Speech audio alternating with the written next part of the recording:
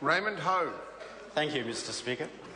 About 3 weeks ago, I finished my meeting in Auckland and walked along Queen Street going to my second appointment, and I was stopped and asked to sign a petition by a quiet Cantonese-speaking young Chinese woman. It was Stop Shark Finning petition or Ban Shark Fin Soup petition. And I signed, and walking along with me was a group of Asian business people. They all signed the petition. The young woman thanked me, and I thanked her, and thanked the group of Asian business people. We should really thank those who are behind the petition. Forest and Bird has been campaigning hard to stop shark finning in New Zealand, and so are the independent groups like Greenpeace, WWF, Shark Fin Free Aotearoa, Dive New Zealand, and several others to form the New Zealand Shark Alliance. Sharks are in decline around the world, and New Zealand too is contributing to the problem. Shark fishing in our waters has increased dramatically over the past 15 years. According to Forest and Bird, on average, 24,000 tons of shark, the equivalent weight of 300,000 people, are caught every year in New Zealand waters. And New Zealand is one of the top 20 exporters of shark fins to Hong Kong, along with Spain, Taiwan, and Singapore. We must do something about it, and Forest and Bird, Greenpeace, and all the others have been working tirelessly and campaigning hard to protect those endangered species and our environment, and they deserve a big thank you. In a similar vein, I'd like to thank the member for Waitaki, Jackie Dean, for sponsoring this bill. We support this bill, and we support the initiative. As I said at the very beginning, the petition will increase awareness and draw a fine line there.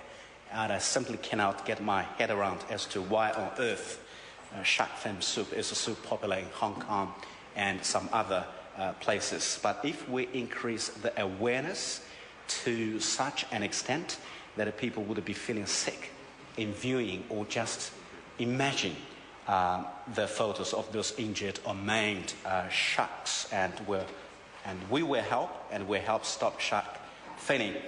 The unsustainable killing of these creatures and the inhumane practice of shark finning are drawing these creatures closer to extinction. The purpose of this bill, Mr. Speaker, is to see New Zealand wildlife, natural and historical resources better protected through enhanced penalties, effective implementation, and standardizing penalties across conservation legislation. The bill, as introduced, would amend 5 pieces of legislation, being the Conservation Act 1987, the National Parks Act 1980, the Reserves Act 1977, the Wildlife Act 1953, and the Wild Animal Control Act 1977. So, Mr. Speaker, those acts are pretty much between 60 to 26 years old. The existing penalties under those 5 acts are also old and extremely low, which can send an unintended signal or messages to the offenders or to the courts as well that the offense is minimal or trivial. For example, maximum penalties in the Reserves Act are 1 month imprisonment or a $500 fine plus $10 a day if the offense is ongoing and have not been amended since 1977. These low maximum penalties provide little deterrence, if any. As the departmental report says, district court judges have noticed the low penalties under the Reserves and National Parks Act in their oral commenting during sentencing.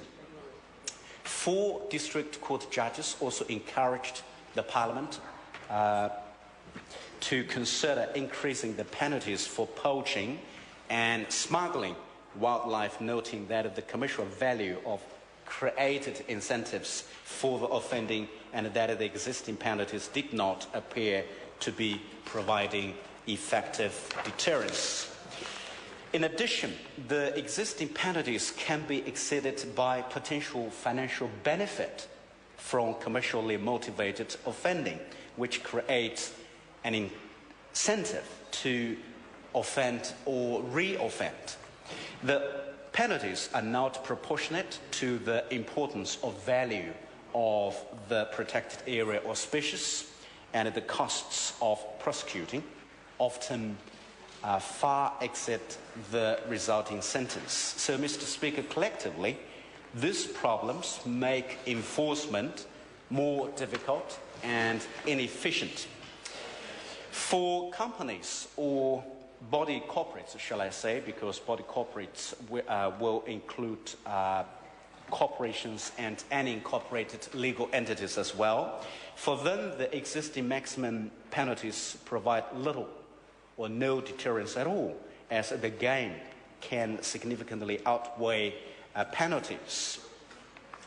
Parliament Council Office have advised that legislative drafting no longer refers to corporations, as the term fails to capture unincorporated legal entities. It is recommended that clauses that provide separate penalties for companies or corporations be deleted, and that the penalties for commercially motivated offending and for other penalties be applied to both natural and legal persons.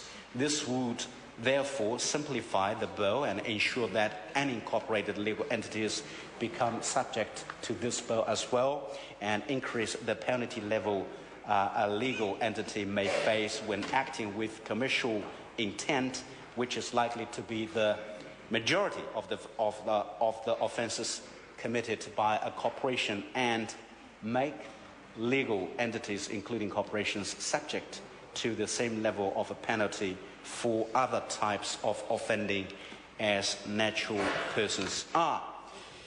The New Zealand Law Society, in its submission, provided a detailed analysis of combined sentences as proposed under this bill. Combined sentences of different types are the exception than the norm in New Zealand. Section 19 and Section 1 of the Sentencing Act 2002 provides that no court may impose a combination of sentences of different types on an offender in respect of one or more offences, except as provided in this section. And I'm very glad to note the Local Government and Environment Select Committee in its report recommended a 2-tiered penalty approach, and I thank Nikki Wagner being a wonderful chair of the Local Government and Environment Select Committee. Mr. Speaker, while supporting this bill, we're also concerned and disappointed that this bill will do little to address the fundamental issues facing the Department of Conservation. The first problem is this National Act government's tendency to see the environment and the economy as separate entities that need to be balanced rather than dependent on each other, namely two sides of the same coin. And secondly, conservation has been consistently underfunded by this National Act government. In the 2009 budget, DOC had $54 million cut in its budget over a period of 4 years, and there have been over 400 job losses.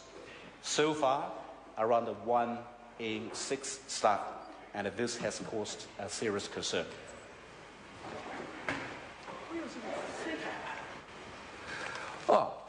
I call the Honourable